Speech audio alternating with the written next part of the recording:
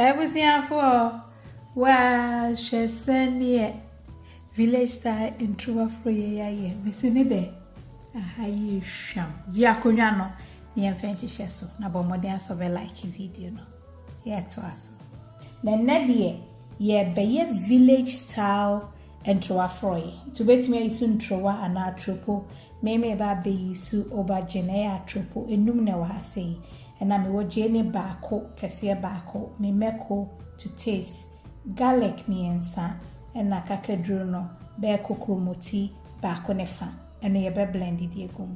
And I'm wojene kesiye miuno ewa hase, and I'm wokubi kakra mechucha ewa hase. Now she hanswa, we aye emanswa no fadudu obiya ope, and I'm in toast and so I'm idea fie ya bakama eno na mechucha wa hase nti mesrawo mehye onkran se next year obedua wan so odie bi na chese ekoye matropo amedua ni nyamai ti metwen na no so me dia be me recipe ti ji akonwa no ne emfa nhihye so na mo bomoden aso be like video na mame me dase yeto aso Abusiafo nti mingo sisu fango bia ope now de ukobi no wo de aka ho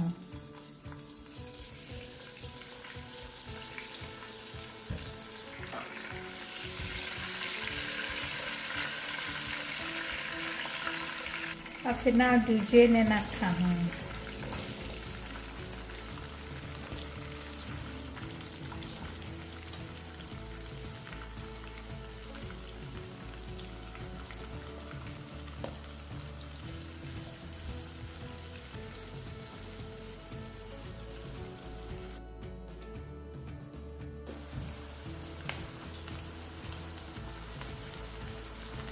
Abusiafo haye sham. Na afi do blended mixture na kakedro ne garlic ene mekono ene jene na de nyanya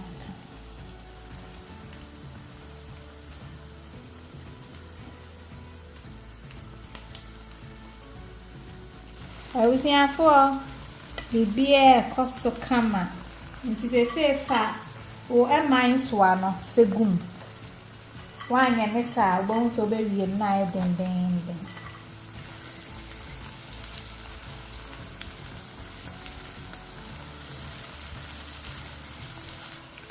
na afi udi untosu no na de nyina egu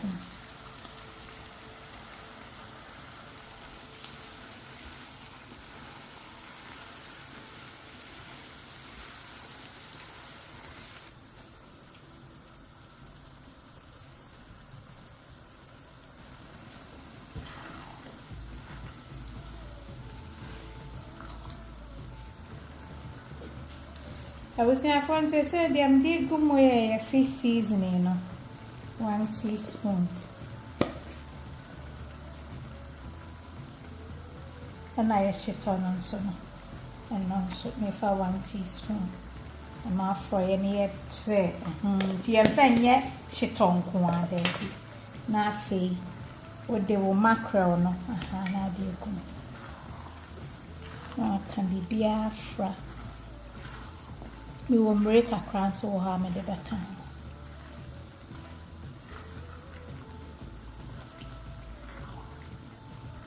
na ma frani nto ne boase na flavors no ho enko hihyi na nyede me mfa nchi bia nka ho ko bi na me de ni nti me to me boase kra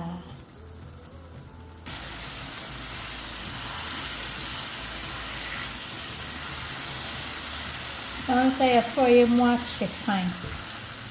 Now for do rain about the time.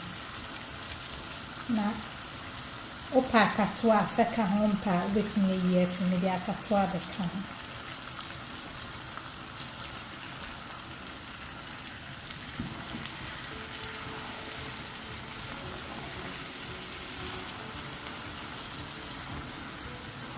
Chance ya me see the opebia one stop.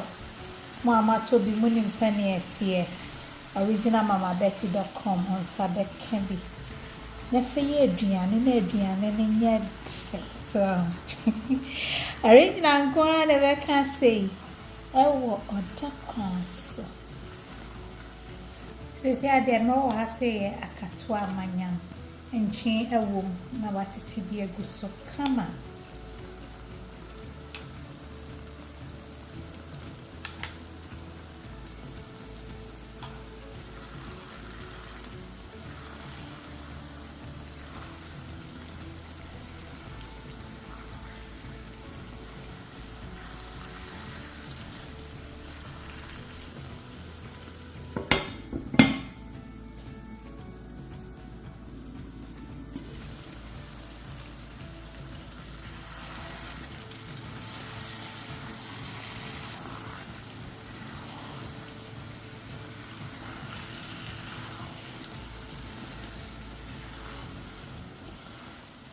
Nto aka mango no eni bebre sa na mepe no pengu bebre afaka ho ma me mesra wa waduane aso wa ti aye ne sane wo pe no in terms of enwo anase anwa dodo no me pa che.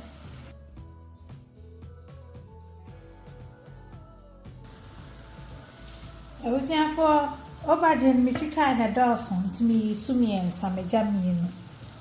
Modu ti twitwa na dawson na waje bi.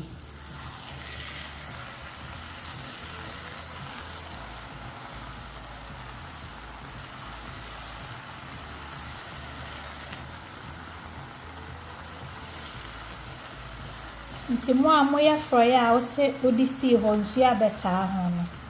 Aye untosu froye no emu anchi so a so ahwa we emu awo ba aubergine kra nsuo wo mu. Nti se ne emu achi bia na besa eden achi so ama.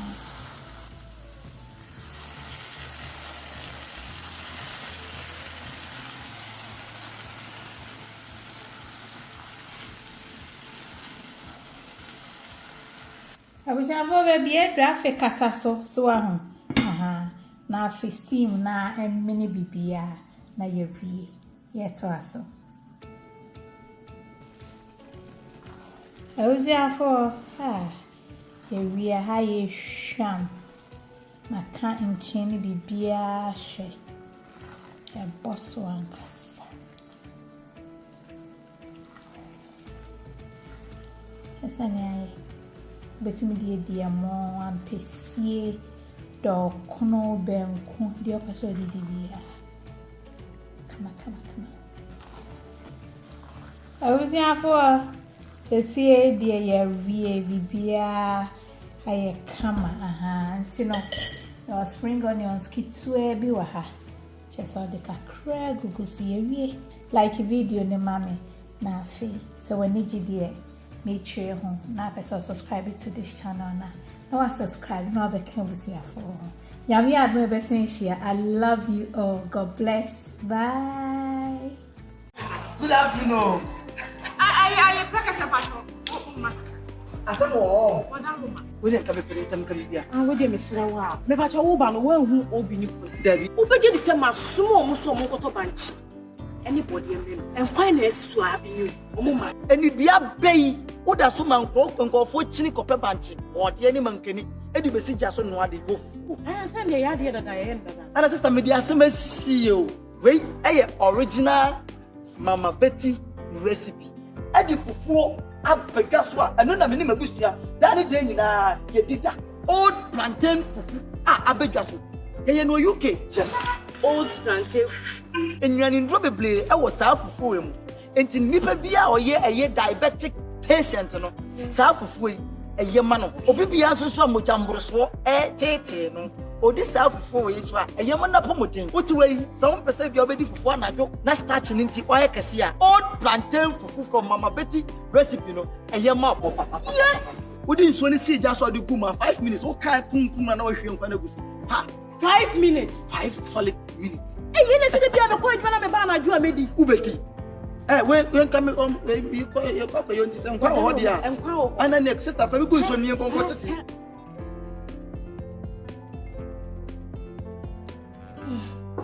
Pain. Sister, you never answer you. Never for you. Oh, somebody. And you're not original Mama Betty old plantain. So wa cry, I'll God Christ, ubenye biato. O Kumasi area honsoa, ubenye bi o Rameko, and also a bantama. A oat and plantain are healthy, less starch, more fiber.